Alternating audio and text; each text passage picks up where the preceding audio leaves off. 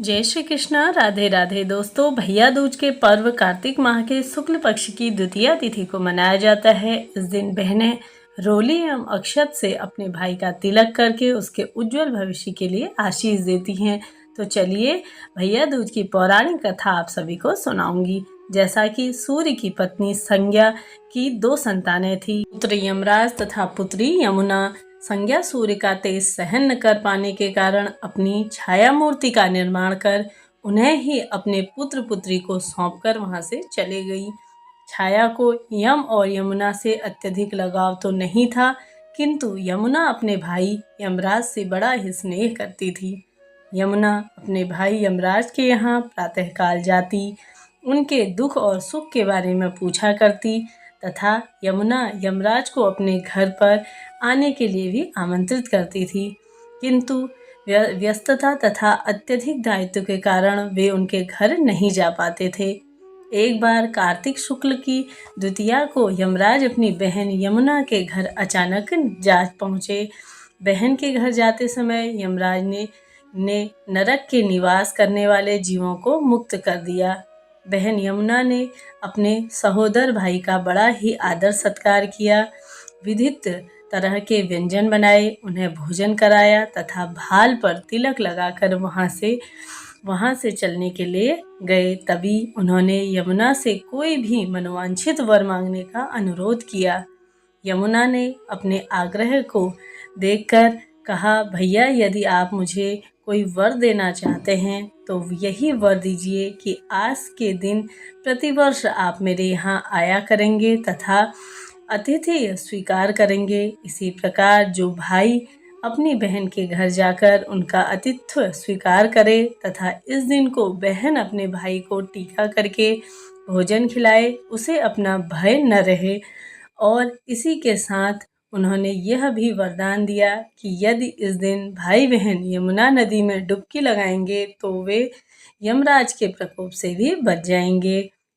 यमुना की प्रार्थना को यमराज ने स्वीकार कर लिया। तभी से ही बहन भाई का यह त्योहार मनाया जाने लगा और भैया दूज त्योहार का मुख्य उद्देश्य भाई बहन के मध्य साधना तथा एक दूसरे के प्रति निष्कपट प्रेम को भी प्रोत्साहित करता है। भैया दूज के दिन ही 5 दिनों तक चलने वाला दीपावली का उत्सव यहाँ पे समापन होता है। प्रथम कथा यहाँ पे पूर्ण होती है। चलिए शुरू करें दूसरी कथा। एक बुढ़िया माई थी, उसके 7 बेटे और एक बेटी थी। बेटियों की तो शादी हो चुकी थी। जब भी उसके बेटे की शादी होती तभी फेरों के समय एक नाग आता और उसके बेटे को डस के लेता था, लेकिन वही मृत्यु हो जाती और बहू विधवा हो जाती थी। इस तरह उसके 6 बेटे मर गए, 7वें की शादी होने बाकी थी। इस तरह अपने बेटों को मर जाने के बाद बुढ़िया की बूढ़ी माई रो रो कर अंधी हो गई। भाई दूज आने को हुआ, तभी भाई ने कहा कि मैं बहन के से तिलक कराने जाऊंगा। माँ ने कहा ठीक है। उधर जब बहन को पता चला कि उसके भाई आ रहे हैं तो वह खुशी से पागल होकर पड़ोसन के पास गई और पूछने लगी कि जब बहुत प्यारा भाई घर आए तो क्या बनाना चाहिए। तभी पड़ोसन उससे उसकी खुशी को देखकर जल भुन गई और कह दिया कि दूध से रसोई लीप दे, घी में चावल पका। बहन ने ऐसा ही किया। उधर भाई जब बहन के घर जा रहा था तो उसे रास्ते में सांप मिला। सांप उसे डसने को हुआ। तभी भाई बोला, तुम मुझे क्यों डस रहे हो।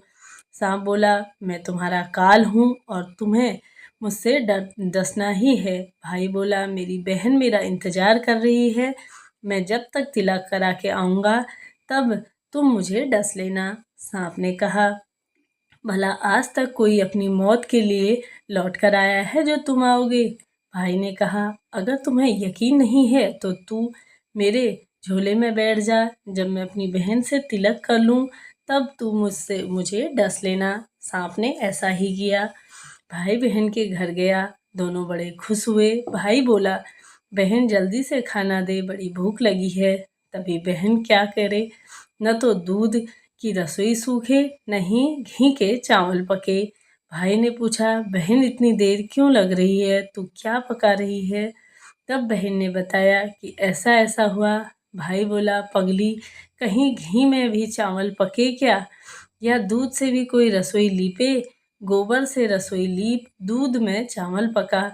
बहन ने ऐसा ही किया। खाना खा के के बाद जब बहुत जोर से नींद आने लगी, इतने में ही बहन के बच्चे आ गए। बोले, मामा मामा हमारे लिए क्या लाए हो। तभी भाई बोला, मैं तो कुछ नहीं लाया हूँ। बच्चों ने वह झोले में से सांप था, तो जैसे ही उन्होंने झोला खोला, उसमें से हीरे का हार निकला। बहन ने कहा, भैया तूने बताया नहीं कि तू मेरे लिए इतना सुंदर हार लाया है। भाई बोला, बहना तुझे पसंद है क्या, तो तू ले ले, मुझे हार का क्या करना है। अगले दिन भाई बोला, अब मुझे जाना है, मेरे लिए खाना रख दे। बहन ने उसके लिए लड्डू बना के एक डब्बे में रख दिए।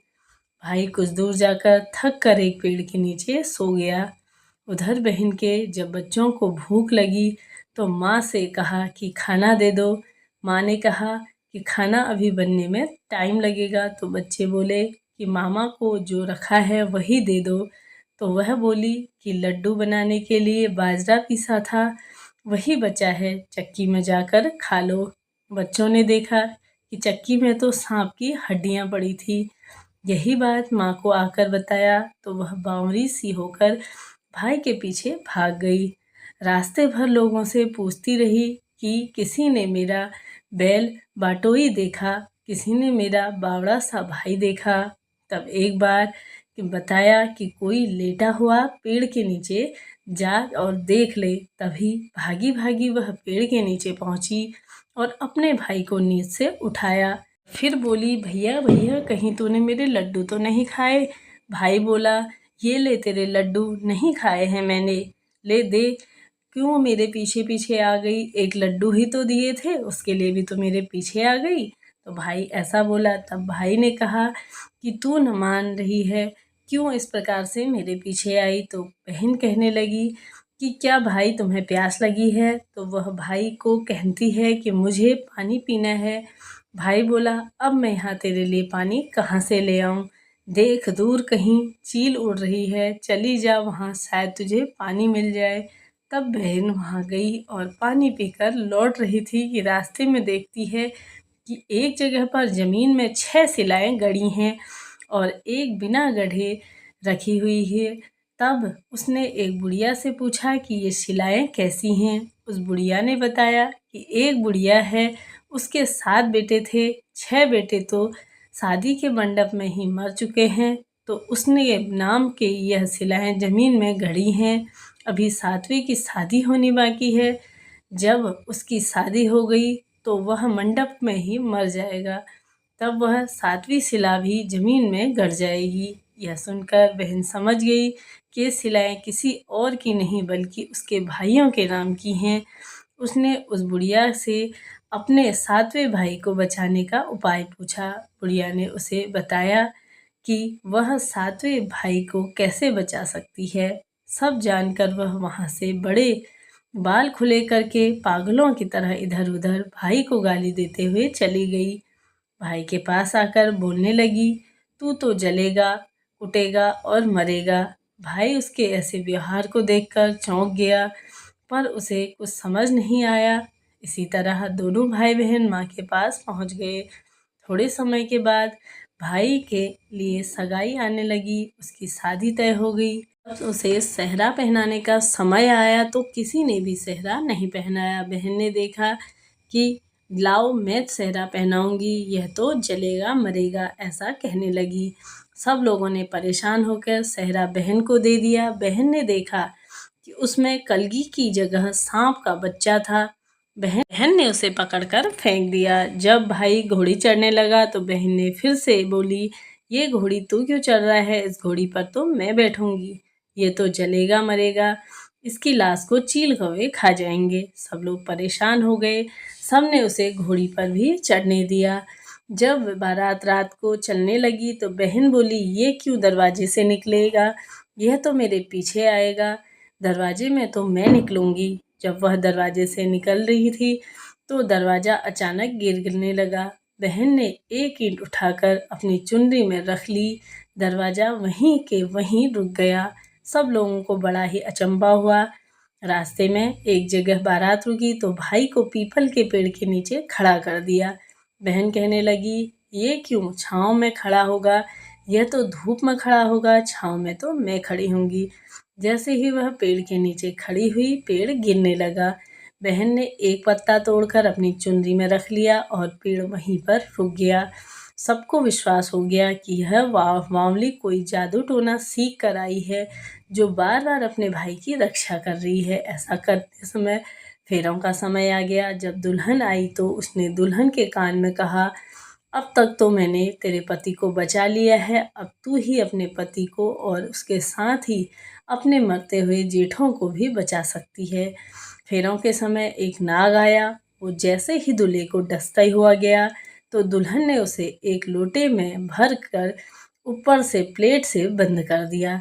थोड़ी देर बाद नागिन लहर लहर कर करती है, तू मेरा पति छोड़। दुल्हन बोली, पहले तू मेरा पति छोड़। नागिन ने कहा, ठीक है, मैंने तेरा पति छोड़ा। दुल्हन, ऐसे नहीं, पहले 3 बार बोल। नागिन ने 3 बार बोला और बोली कि अब मेरे पति को छोड़ दे। तो इस प्रकार से, इस तरह से दुल्हन ने अपने 6 जेठ जीवित कर दिए और उधर रो रो कर बुढ़िया का बुरा हाल था कि अब तो मेरा 7वां बेटा भी बाकी बेटों की तरह मर जाएगा। गांव वालों ने उसे बताया कि उसके 7 बेटे और बहुएं आ गई हैं।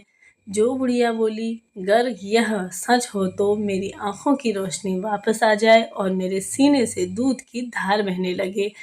ऐसा कहते हुए अपने सारे बेटों को देखकर वह बहुत ही खुश हो गई। तभी बुढ़िया बोली कि यह सब तो मेरी बावरी ने किया है, कहाँ है मेरी बेटी? सब बहन को ढूंढने लगे। देखा तो वह भूखी प्यासी कोठरी में सो रही थी। जब उसे पता चला कि उसका भाई सही सलामत है तो वह अपने घर को चले गई। उसने पीछे पीछे सारी लक्ष्मी जाने लगी। बुढ़िया ने कहा, बेटी पीछे मुड़ के तो देख, तू सारी लक्ष्मी ले जाएगी तो मैं तेरे भाई भाभी क्या खाएंगे? तब बहन ने पीछे मुड़ के देखा और कहा, जो माँ ने अपने हाथों से दिया वह मेरे साथ चल, बाद बाकी का भाई भाभी के पास रहे। इस तरह से एक बहन ने अपने भाई की रक्षा करी। तभी से ही भैया दूज मनाया जाता है। बहनें अपने भैया की सुख समृद्धि के लिए कामना करती हैं। तो कथा यहाँ पे पूर्ण होती है। बोलिए हर हर महादेव, जय माता दी।